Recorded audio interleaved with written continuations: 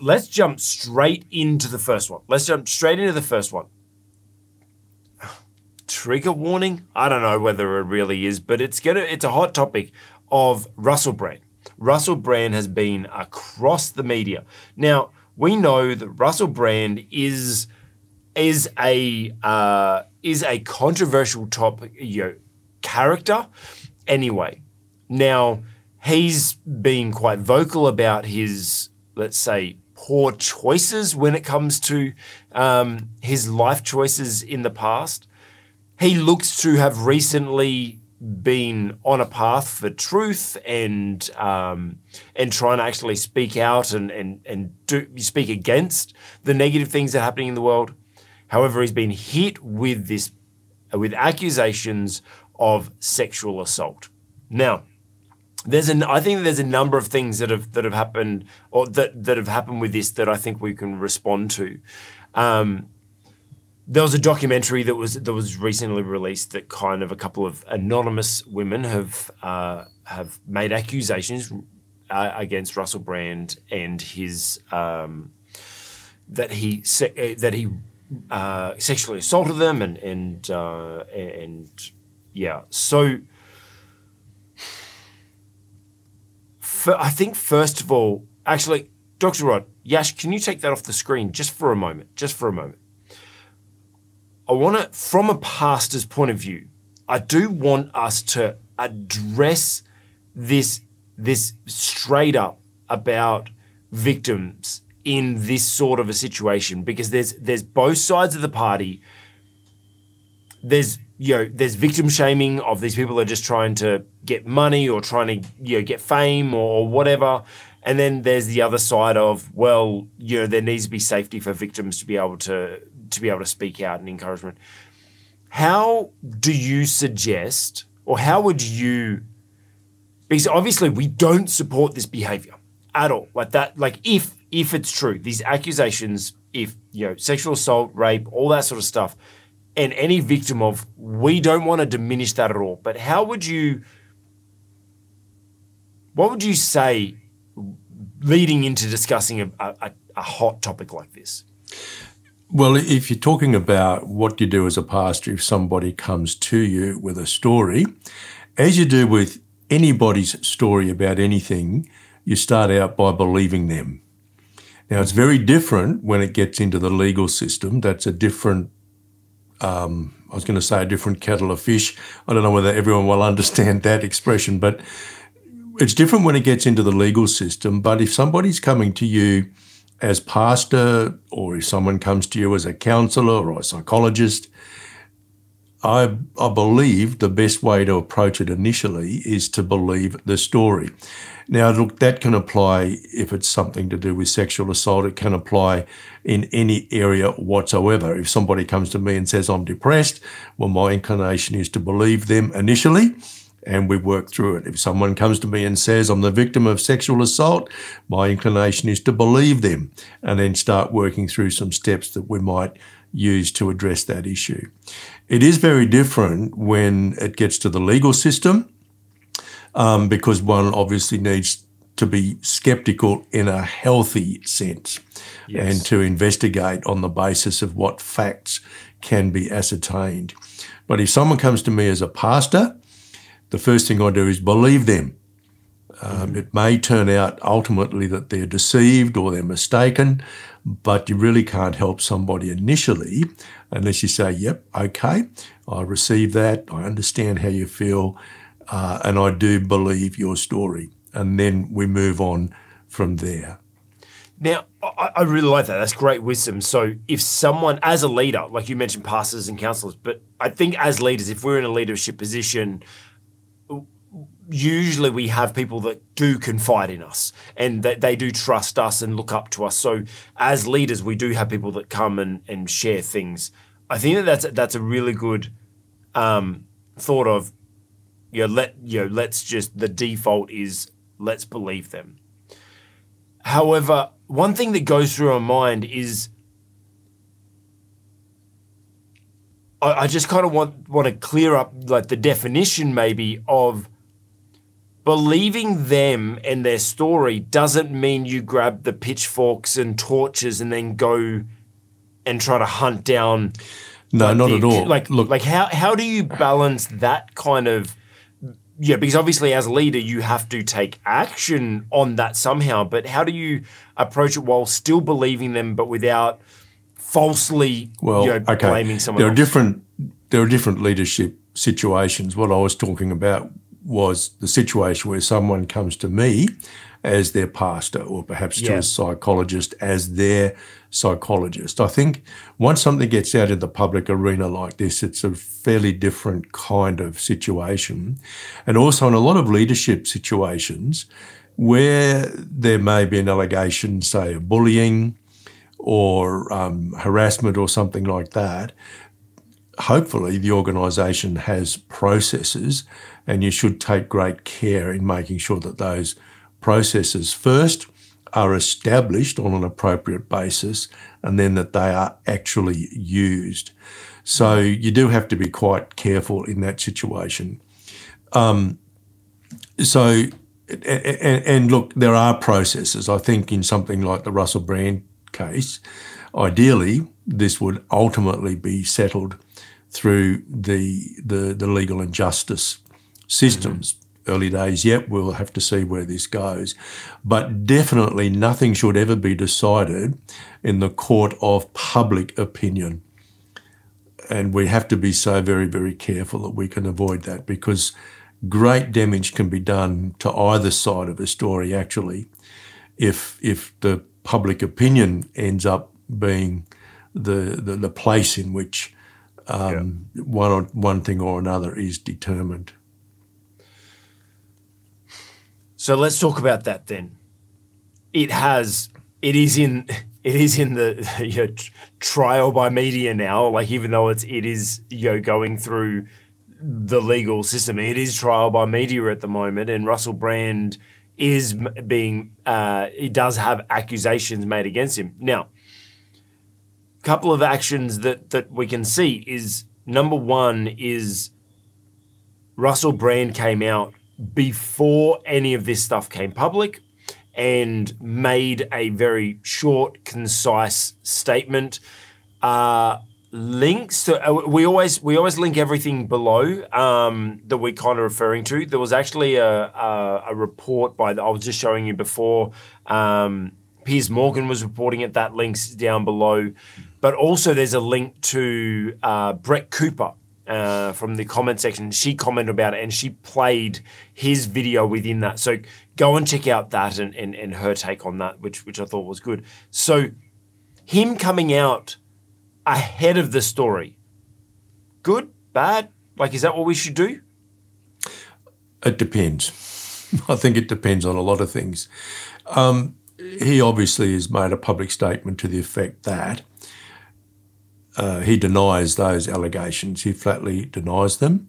And look, I think given the fact that he's a public figure, there is some point in doing that. My own inclination is to just keep mum about it, but I'm not a public figure. I don't have the kind of... Well, you are now, Dr. Rod. You are YouTube famous now. I don't know about that. I'm not critical of what he did, but what I would say is I just don't think there's a hard and fast rule we can apply in a case like this. So I don't feel uncomfortable at all about what he did, but what I am saying is you have to take it case by case. Yeah, okay. All right. So then let's move on to the court of public opinion. Something does get out into the public. Now, I know we're talking about Russell Brand and this is worldwide, right? Like, and so media coverage. But a lot of us live in our own little worlds where there are, it can go viral kind of in our own little world, whatever the thing is. How do we respond? How do we, as leaders, handle public accusations about something that is actually really private and should be dealt with in private and maybe has due process to go through? how do we, because I'm sure there's leaders that have been accused even just in their own workplace or in their church or whatever, their circle of friends, they've been accused of things that that may be true, may not be true. How do you respond to that? Look, I think it's probably one of the most difficult decisions a person would ever have to make. Do I go public and defend myself, or do I stay mum and just see what happens, say through legal challenge through legal channels? Yep. This is the kind of thing in which I would almost certainly seek some legal advice and be guided. I'd go find a Christian lawyer if I don't already have a relationship with a Christian lawyer, and seek their advice, because, look, these are the kinds of things that can get caught up in the legal system, and it's very expensive as well. As a general rule, I would say don't react quickly. Second, if you have the media on your doorstep, you have absolutely no obligation to anybody in the media to respond to their questions. You need to get that straight in your mind. You owe the media nothing. Actually, I want to kind of you go a little bit deeper than that, because you say if they turn up on your doorstep, you don't have to say anything. Guys, you may not have the media coming to you, but you're bringing social media to you right now in this. And there's so many people that are very quick to jump on and record a video and share it out with the media, like they're defending because there's some accusations or whatever. I think that's very good. You have no obligation to speak to the media. That goes for social media as well. Oh, absolutely. We've got no obligation to respond to any comments anybody makes about these videos, for example. Yeah. And I don't. One reason is I'm too busy. Most of the time I'm too busy to read them, let alone respond to them. But I do think we need to get next week. Until next week, we got our 1 year anniversary for our podcast, and we're actually going to go through some of our viral videos and respond to some of the things. So look out for that. Well, we might do it then. But look, I do think you need to know long before any crisis arises. You've got no obligation to the media. You've got no obligation to the legacy media, nor do you have any obligation to social media. Yeah, that's really good. That's really good. How do you...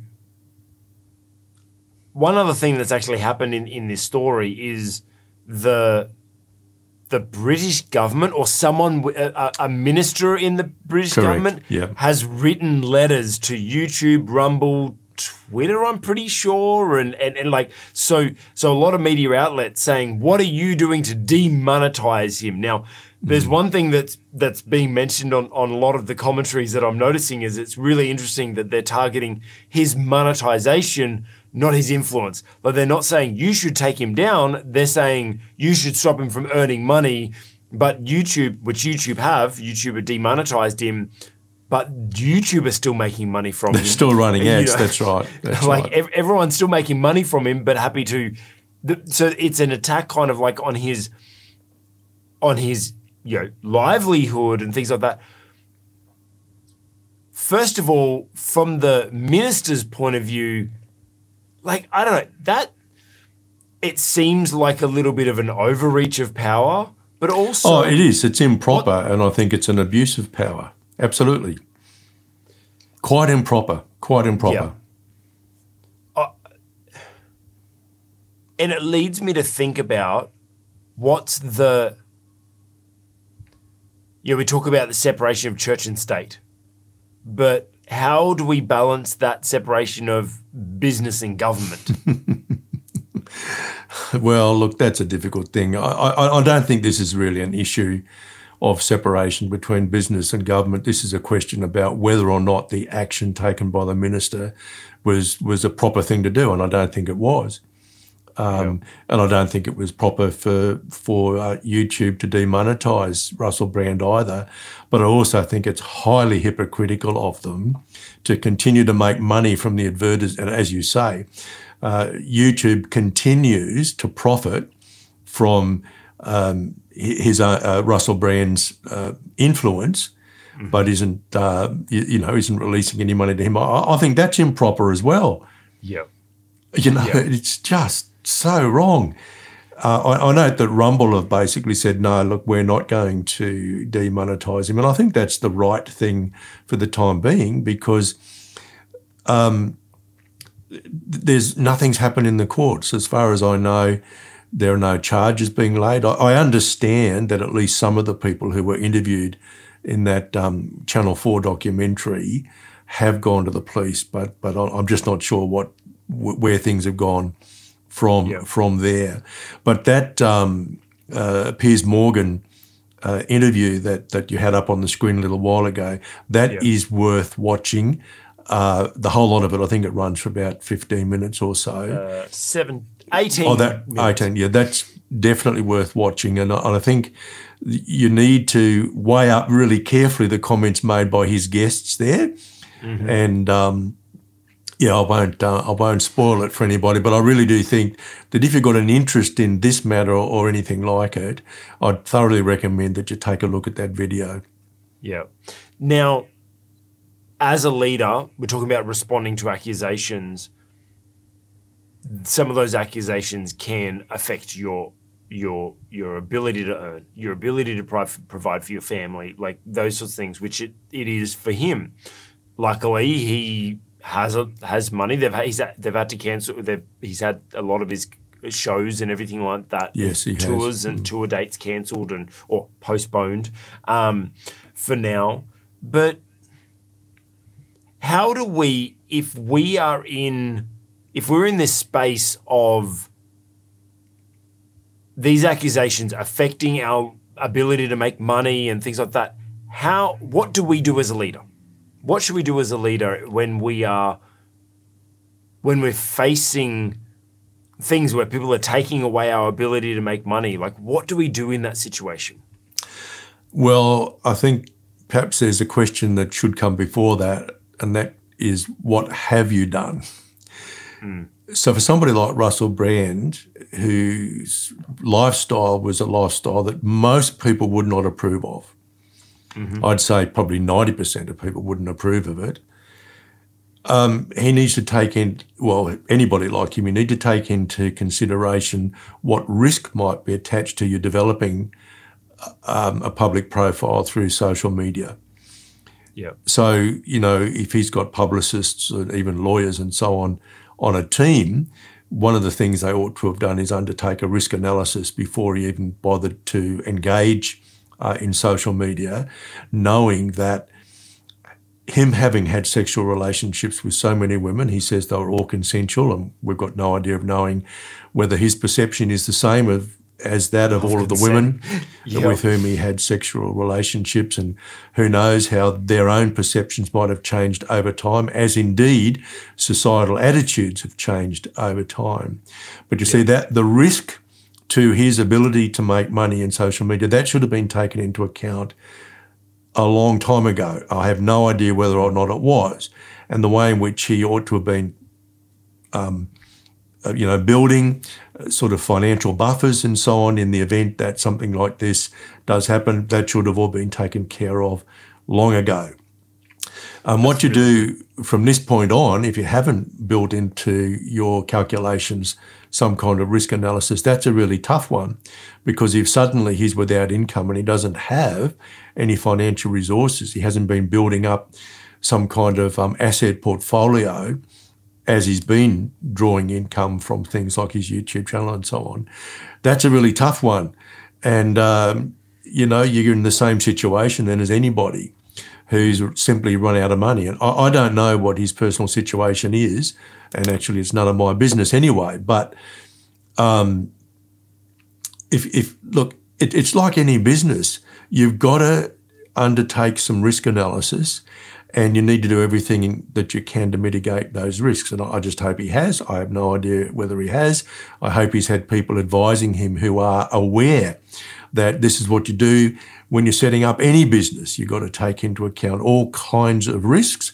And for somebody whose income earning capacity is dependent upon their social media profile, then the risk that someone from their past might do something to ruin it has to be taken into account.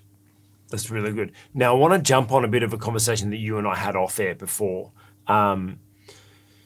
because Russell Brand, he's confessed to his mistakes. He's confessed to the fact that he had addictions, and he's changed his life, and he's changed his life around now, and he's a different person, and everything like that. And he's commended. His behavior definitely has changed. Shouldn't he be forgiven then? Sure. Absolutely. But sometimes you nevertheless face consequences. Before we went on air, we were talking about King David and how clearly he transgressed God's law. And but God forgave him. However, he certainly suffered consequences through a dysfunctional family, and he died a sick man.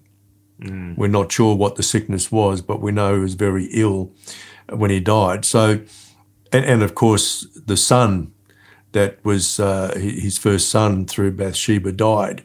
So there was still, as it were, a price to pay, despite the fact that he'd received forgiveness from God. And I think that's something that we have to understand, that yes, God forgives us, absolutely. And yes, we forgive one another, but that doesn't necessarily mean that there are now no consequences. Yeah, that's really good. I like that, because I want to emphasize that, because I think that's really important for us to know is we all make mistakes, and yes, we can turn our lives around after making mistakes, and we can improve them. We can admit our mistakes and move on and try to do better for the world and try to do good things for the world.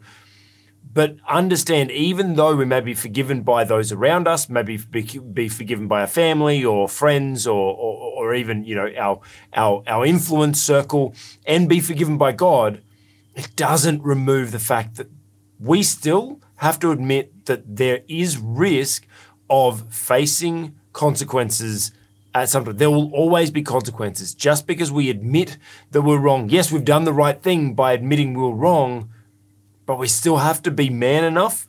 Now, that might be a little bit sexist or whatever, but we have to be man and woman enough to stand up and just go, yep, I made a mistake. This is how I've changed. But if there's consequences, I'm still willing to face the consequences of it. So, and there was a bunch more in that I just don't think there was so much in that. Remember, you don't have to respond to the media. If you're facing accusations, if you're going through some trials, don't feel like the first thing you need to do is pick up your phone and blast out a live to the world and say to them, look, this is what I've done wrong and this is what I haven't done wrong. And you know, like you don't have to. You don't owe anyone. You don't owe anyone an explanation.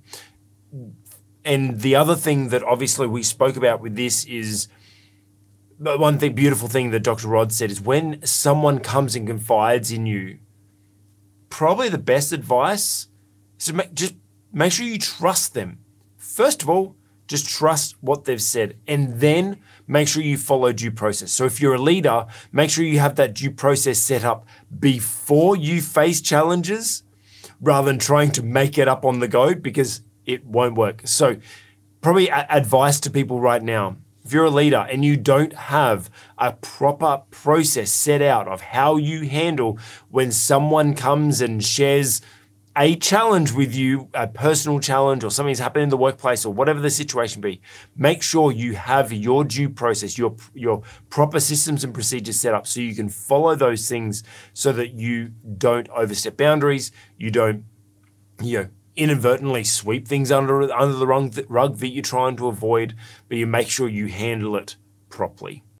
Hey, you've just watched an excerpt from the On the Cube Leadership Podcast. If you liked it, give it a thumbs up. If it challenged your leadership or inspired you in some way, put a comment below. And if you want to watch the full episode or more content like this, check out our channel. And hey, consider subscribing while you're there.